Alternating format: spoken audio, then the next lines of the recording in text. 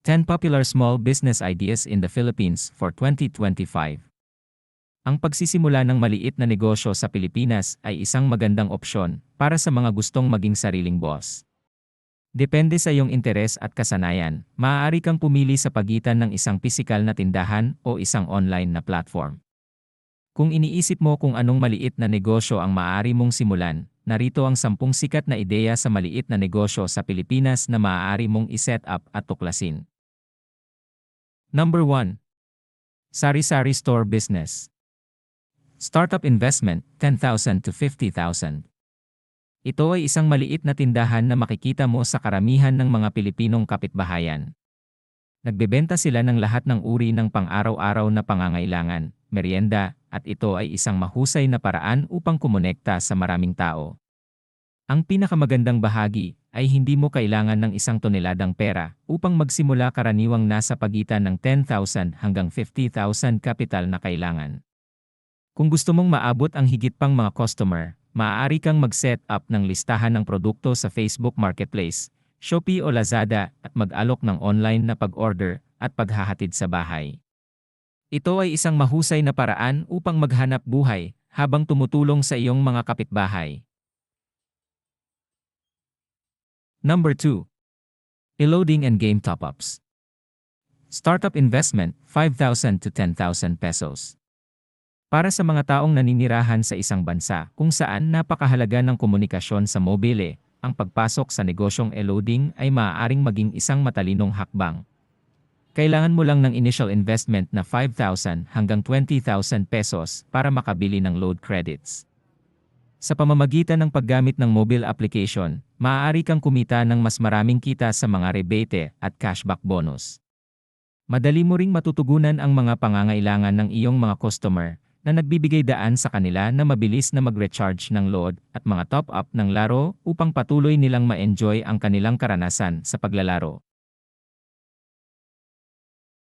Number 3. Bills Payment Services. Startup investment, 5,000 to 20,000. Ang pagbabayad ng mga bill ay hassle sa atin, ngunit ang mga serbisyo sa pagbabayad ng bill ay nagpapadali sa pag-aayos ng mga regular na singil. Sa maliit na puhunan lamang na 10,000 hanggang 30,000, maaari kang mag-alok ng mga solusyon sa pagbabayad ng mga monthly bill sa iyong mga customer. Maaari mo ring palawakin ang iyong mga serbisyo sa pamamagitan ng pag-aalok online na pagbabayad sa pamamagitan ng mga platform tulad ng Gcash, Paymaya, Maya, Lazada and Shopee. Sa pamamagitan ng mga ito, nagiging mahalagang bahagi ka ng mga gawaing pinansyal ng iyong mga customer na nagbibigay sa kanila ng mabilisan pagbayad. Number 4. Homemade baking business. Startup investment, 5,000 to 20,000 pesos.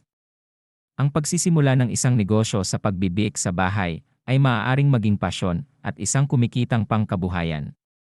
Sa panimulang puhunan na 5,000 to 20,000 pesos para sa mga sangkap at packaging materials, maaari i-deliver ang iyong produkto ayon sa lokasyon ng iyong customer.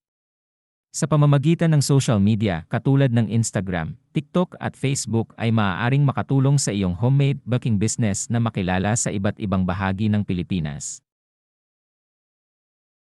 Number 5. Milk tea business. Startup investment, 5,000 to 15,000 pesos.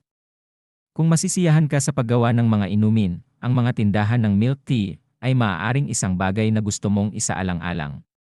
Ang magandang bagay tungkol sa milk tea ay sikat ito sa buong taon. Dagdag pa, ang mga Pilipino ay madalas na nahihirapang pigilan ang isang nakakapreskong inumin katulad ng milk tea kapag kailangan nila ng makakain o mainom. Kung gusto mong magbenta ng mas maraming milk tea, maaari kang gumamit ng mga application tulad ng Grab at Foodpanda para maabot ang mas maraming customer at ibahagi ang iyong menu sa kanila through online. Number 6. Street food or merienda business. Startup investment, 5,000 to 10,000. Naisipan mo na bang magsimula ng negosyong nagdiriwang ng masasarap na kultura ng pagkaing kalye ng Pinoy? Sa investment na kasing baba ng 5,000 hanggang 10,000, maaari kang mag-alok ng katakam-takam na mga lokal na pagkain na tiyak na magugustuhan ng mga tao. Magagawa mong napakadali at maginhawa para sa iyong mga customer sa pamamagitan ng pagsasama-sama ng in-store na accessibility sa bahay sa online na pre-order gamit ang social media tulad ng Facebook. Maaari kang kumonekta sa isang komunidad na nagbabahagi ng iyong pagkahilig para sa mga kamangha-manghang lasa sa pamamagitan ng pagpapakita ng iyong menu sa social media. Narito ang ilang sikat na opsyon na maaari mong isaalang-alang para sa iyong street food o merienda na negosyo. Mga fishball at squidball. Kwek-kwek at toknening. Barbecue. Banana Q. Turon. Pansit malabon o palabok. Buko pandan. Ginataang bilo-bilo. Maruya. Number 7. Buy and sell, buy low, sell high. Startup investment, 5,000 to 50,000. Matagal nang umiral ang pagbili at pagbebenta at maaaring simulan sa maliit na halaga lamang tulad ng 5,000 hanggang 50,000. Hinahayaan ka nitong makakuha ng mga produkto na maaari mong ibenta para maibenta sa mas mahal. Narito ang ilang sikat na item na maaari mong isaalang-alang para sa iyong buy and sell na negosyo. Mga gadget at electronics. Fashion accessories. Damit at sapatos. Mga produktong pampaganda at pangangalaga sa balat. Dekorasyon at mueble sa bahay. Kagamitang palakasan. Pet supplies. Mga instrumentong pangmusika. Number 8. Ukay-ukay business. Startup investment, 10,000 to 50,000 pesos. Ang ukay-ukay ay isang mahusay na paraan upang mamili ng mga segunda manong damit na nasa mabuting kondisyon pa. Ito ay mabuti para sa kapaligiran dahil hindi ka bibili ng mga bagong damit na maaaring mapunta sa mga tambakan. Ang pagsisimula ay maaaring magastos kahit saan mula 10,000 hanggang 50,000 pesos, ngunit sulit ito dahil magkakaroon ka ng mga kakaibang damit na hindi mo mahahanap kahit saan pa.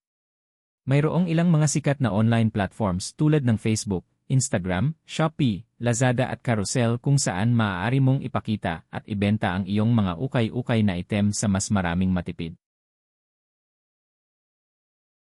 Number 9. Reseller, buy cheap items in bulk, sell high in retail. Startup investment, 5,000 to 20,000. Ang pagsisimula ng isang reselling business ay maaaring maging isang mahusay na paraan upang kumita ng karagdagang kita. Sa maliit na halaga lang ng pera, maaari kang bumili ng mga item ng maramihan sa mas mababang halaga at pagkatapos ay ibenta ang mga ito sa mas mataas na presyo.